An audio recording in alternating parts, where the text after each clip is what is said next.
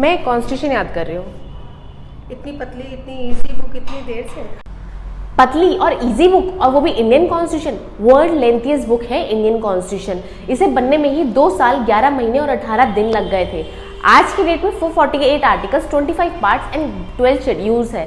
पूरी इंडिया को चलाता है Indian constitution. So hey everybody, I am advocate Shalini Rajput and you are watching law administration. आज के इस वीडियो में इंटरनेट पर अवेलेबल कुछ ऐसे टिप्स एंड ट्रिक्स के बारे में बात करेंगे जिसे आप जानकर इंडियन कॉन्स्टिट्यूशन को और आसानी से याद कर पाएंगे। और इस पूरी वीडियो का जो सबसे फनी ट्रिक है वो मैंने वीडियो के एंड के लिए बचा के रखा है, तो पूरी वीडियो जरूर देखिएगा। तो चलिए आज की ये वीडियो स्टार्ट करते हैं। जब भी हम इंडियन कॉन्स्टिट्यूशन की बात करते हैं तो 2 डेट सबसे ज़्यादा इंपॉर्टेंट है। पहला है 26 नवंबर 1949। अब ये डेट क्यों इंपॉर्टेंट है? क्योंकि इस डेट में हमारा इंडियन कॉन्स्टिट्यूशन बनकर तैयार हो गया था। On this date we adopted our constitution. पर क्या इसी डेट को हमारा कॉन्स्टिट्यूशन लागू हुआ था या इनैक्ट हुआ था या स्टार्ट हो गया था? नहीं। तो इंडियन कॉन्स्टिट्यूशन लागू जब हुआ था, जब स्टार्ट हुआ था, जब इनैक्टमेंट हुई थी वो थी 26 जनवरी 1950 को। अब इस डेट की ऐसी क्या खासियत है? क्योंकि 26 जनवरी 1929 को इंडियन नेशनल कांग्रेस ने पहली बार India declaration of independence day बनाया था, यानी कि पूर्ण स्वराज की मांग की थी। तो उस डेट को रिमेंबर करने के लिए 26 जनवरी को हमें कॉन्स्टिट्यूशन को इनैक्ट किया था। और इस डेट को सेलिब्रेट करने के लिए हम हर साल 26 जनवरी को रिपब्लिक डे सेलिब्रेट करते हैं। तो ओरिजिनली जब इंडियन कॉन्स्टिट्यूशन बनकर तैयार हुआ था उसमें कितने आर्टिकल्स? उसमें 395 आर्टिकल्स, 22 पार्ट्स एंड 8 शेड्यूल्स थे। बट करेंटली इंडियन कॉन्स्टिट्यूशन में कितने आर्टिकल्स हैं? 448 आर्टिकल्स, 25 पार्ट्स और 12 शेड्यूल। बट एक चीज़ जो तब में और अब में दोनों में ही कॉमन है वो ये है कि इंडियन कॉन्स्टिट्यूशन दुनिया का सबसे लंबा, वर्ल्ड लेंथीएस्ट कॉन्स्टिट्यूशन है। चलिए स्टार्ट करते हैं शेड्यूल्स के साथ। अब ये शेड्यूल्स क्या होते हैं? ये बेसिकली वो टेबल्स होते हैं जिनमें एडिशनल इन्फॉर्मेशन, एडिशनल डिटेल्स दिए होते हैं जो कि आर्टिकल्स में प्रेजेंट नहीं होते हैं। फॉर एग्जांपल, अगर आप कॉन्स्टिट्यूशन के आर्टिकल 346 एंड 347 की बात करें तो वो ऑफिशियल लैंग्वेजेस की बात करते हैं और ये बताते हैं कि कौन कौन सी लैंग्वेजेस ऑफिशियल लैंग्वेजेस होती हैं। ये दिया होता है 8 शेड्यूल में जो इंडिया का ऑफिशियल लैंग्वेजेस की बात करता है। तो शेड्यूल्स में वो एडिशनल इन्फॉर्मेशन दी होती है जो आर्टिकल्स में प्रेजेंट नहीं होती है। बाय द वे, क्या आपको पता है कि इंडिया की कितनी ऑफिशियल लैंग्वेजेस हैं? मैं आपको बता दूं, 22। तो शुरुआत करते हैं शेड्यूल्स के साथ। तो ये है वो 12 शेड्यूल्स। तो ये है वो 12 शेड्यूल्स। पर आपको पता है कि हमारे स्कूल के मैथ्स टीचर्स क्या करते थे?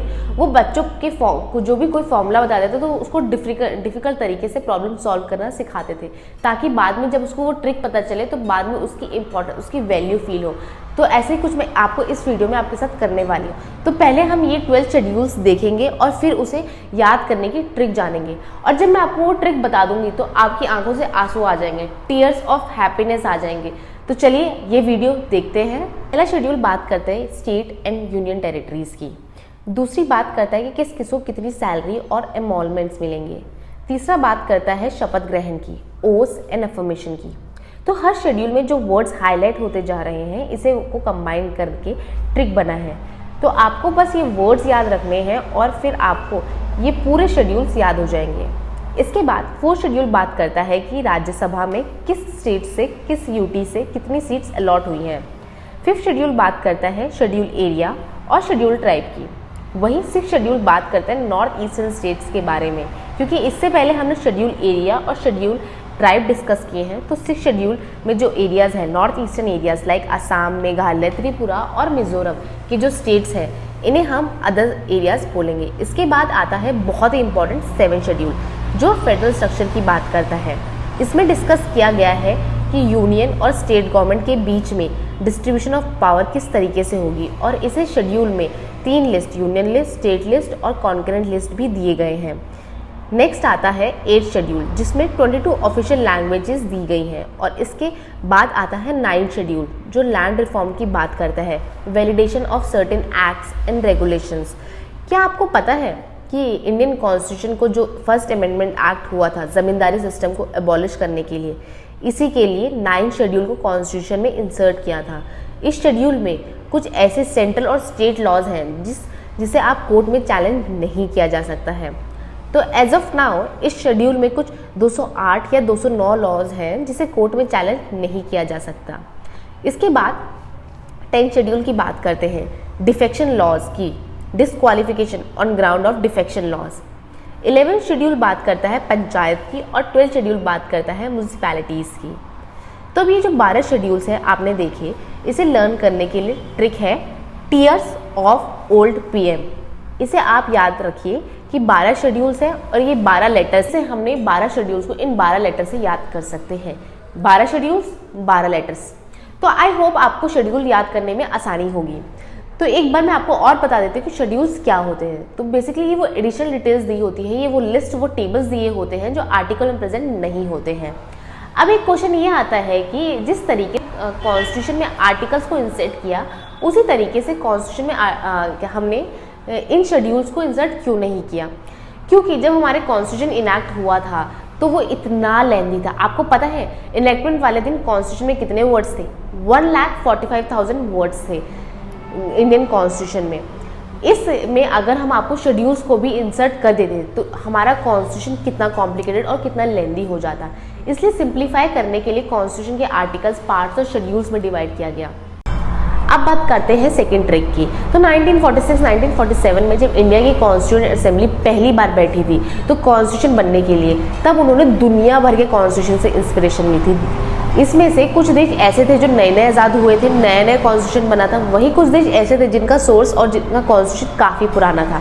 पर मेनली हमने इन 11 सोर्सेज से इंस्पिरेशन ली थी। इन 11 सोर्सेज के फीचर्स लिए थे। For example government of India act से हमने कुछ फीचर्स ऐसे थे जो यूएस कॉन्स्टिट्यूशन, यूके कॉन्स्टिट्यूशन, ऐसे अलग अलग सोर्सेज से हमने इंस्पिरेशन ली थी।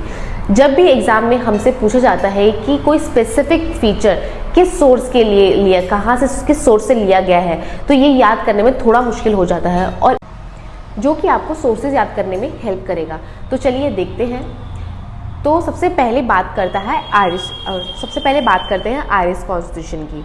तो इसे जो हमने फीचर लिए हैं वो याद करने के लिए आप इस स्टेटमेंट को याद कर लीजिए, else DP is number 1। Funny है ना? अब ये स्टेटमेंट देखने इस ट्रिक को जज मत करिएगा। तो ये जो या तो ये सोर्सेज याद कर लीजिए या फिर ये आसान से स्टेटमेंट याद कर लीजिए।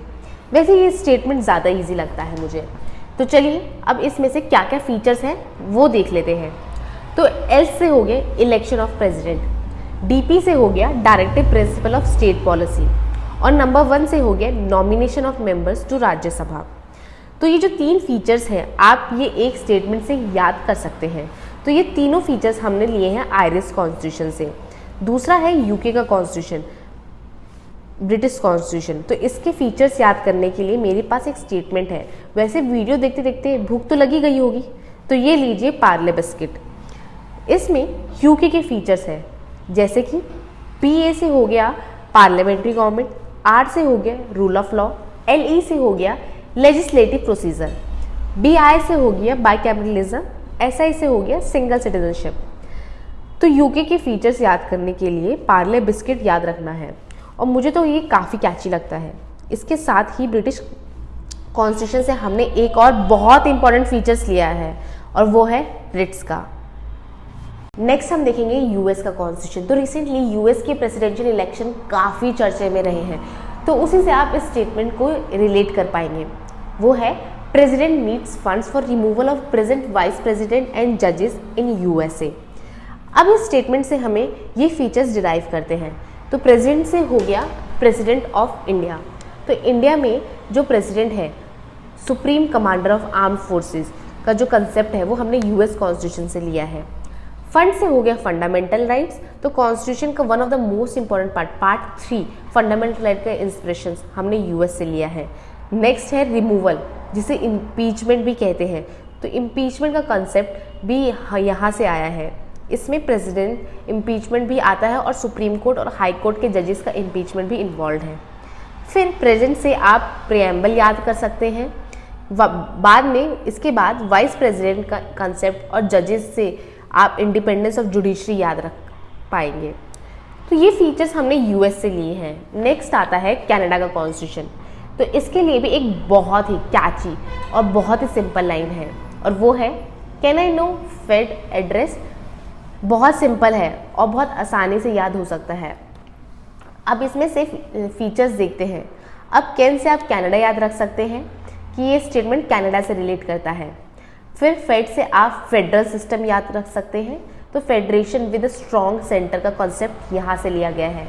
एड से हो गया सुप्रीम कोर्ट की एडवाइजरी जुरिसडिक्शन और रेस्ट से हो गया सेंटर की रजिस्ट्री पावर। और ये सारे फीचर्स आप can I know fed address से याद रख सकते हैं।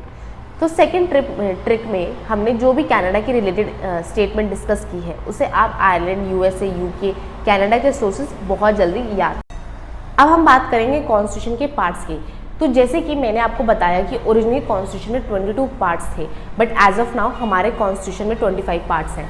तो तब से लेकर अब तक कॉन्स्टिट्यूशन में काफ़ी सारे चेंजेस हुए हैं। तो जब भी कॉन्स्टिट्यूशन में कोई नया चेंज इंसर्ट होता है तो कोई या फिर कोई नया आर्टिकल बनता है तो उसे अल्फ़ाबेटिकली इंट्रोड्यूस किया जाता है, कि जैसे कि 9A of the constitution, 9B of the constitution, article 21A of the constitution.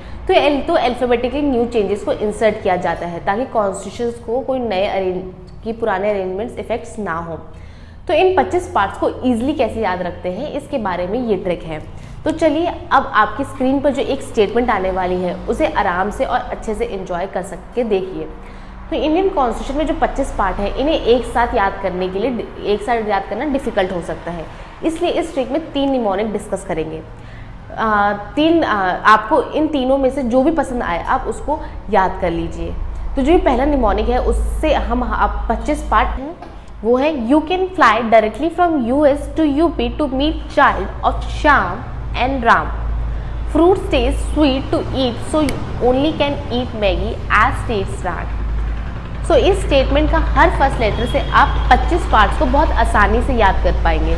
और हो सकता है कि ये निमोनिक बहुत लंबा हो, इसलिए जो दूसरा निमोनिक को देखेंगे जिससे आप 7 पार्ट्स को पार्ट 11 से लेकर 16 तक बहुत आसानी से याद कर पाएंगे। तो चलिए इसे देखते हैं। बहुत सिंपल है, वो है read from the start to end please. तो 7 पार्ट्स को इस सेंटेंस में डाला गया है, read from the start to end please. और इस एक फ्रेज से आप पार्ट 11 से लेकर पार्ट 16 के पार्ट्स क्लियर कर पाएंगे, याद कर पाएंगे। अब बात करते हैं तीसरे निमोनिक की, जिससे आप 17 से लेकर 22 के पार्ट्स याद कर सकते हैं। और वो ये एक वर्ड है जो कि बहुत ईजी है, जो कि है लीमैट्स। अगर आप इसे याद कर सकते हैं तो आप 17 से लेकर 22 तक के पार्ट्स याद कर लेते हैं। तो इसमें से आपको जो पसंद आए आप उस ट्रिक को यूज़ कर सकते हैं। तो ये था आज का वीडियो कुछ टिप्स और ट्रिक्स के ऊपर। मैं उम्मीद करती हूँ आपको आज का वीडियो पसंद आया होगा और आपको कुछ सीखने को मिला होगा। अगर हाँ तो इस वीडियो को अपने फ्रेंड्स के साथ ज़रूर शेयर करिएगा ताकि वो भी इतने ईजी तरीके से अपने एग्जाम्स के लिए प्रिपेयर कर पाएँ। और ऐसे ही और इंटरेस्टिंग कंटेंट के लिए आप मुझे मेरे इंस्टाग्राम पेज पर भी फॉलो कर सकते हैं। और ऐसे ढेरों वीडियो देखने के लिए आप हमारे चैनल को सब्सक्राइब भी कर सकते हैं। मिलते हैं नेक्स्ट क्लास में। That's it for now, see you in the next class, bye.